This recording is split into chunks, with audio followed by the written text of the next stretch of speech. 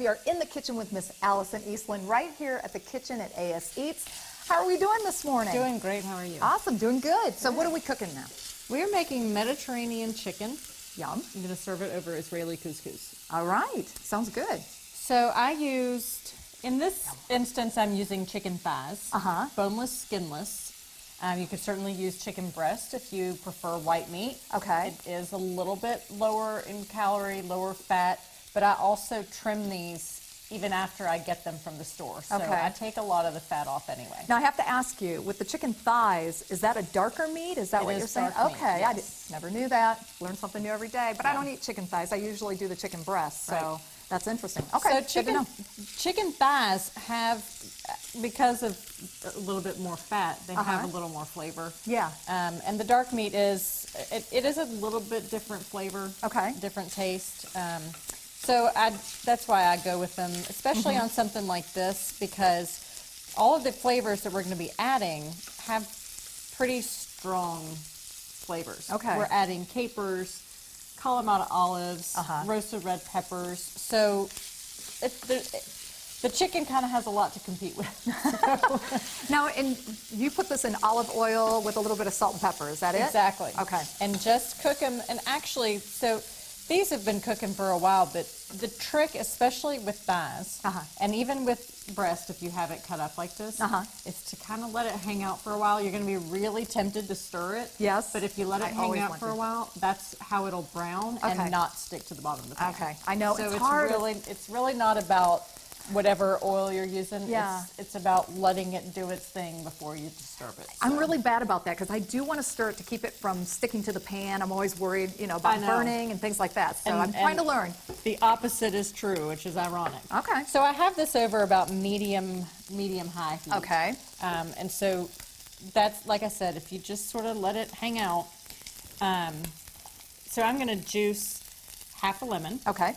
In your nifty little juicer, I love it. Nifty juicer. This is honestly probably, because I'm making maybe 2 servings, half a lemon may be a little bit much, but you can always back off a little bit. Right. Okay. And you can add more, always. Okay. So, so I've got, and then the couscous. This is Israeli couscous, which are those little pearls.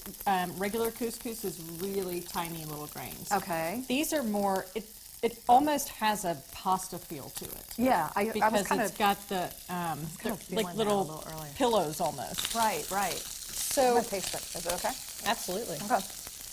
Okay, yeah, it's got kind of a pasta taste to it. Did you add anything to the couscous when you were cooking it? Yes. So that's what thank you for asking. So I cooked it ahead because it does take about 15 minutes. And I wanted everybody to be able to see it finished.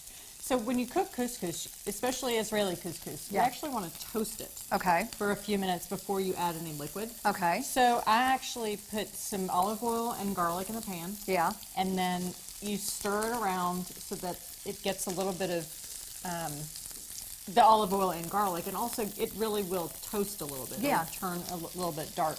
And then you add the water to boil. Then you add either water or broth. Okay. And cook it about 12 minutes. Mm-hmm. It's tasty. I liked it. So I'm just going to add these, like I said, some capers, some roasted red pepper. Some olives. Olives, Kalamata olives that are just sliced. And then add a little bit of our lemon juice. Like I said, smells delicious. That lemon juice is gonna,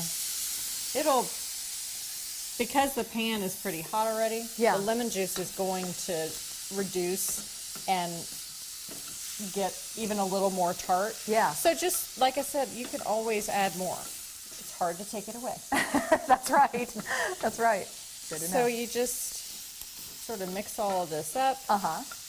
And then pour it over your couscous. Looks fantastic. Love it.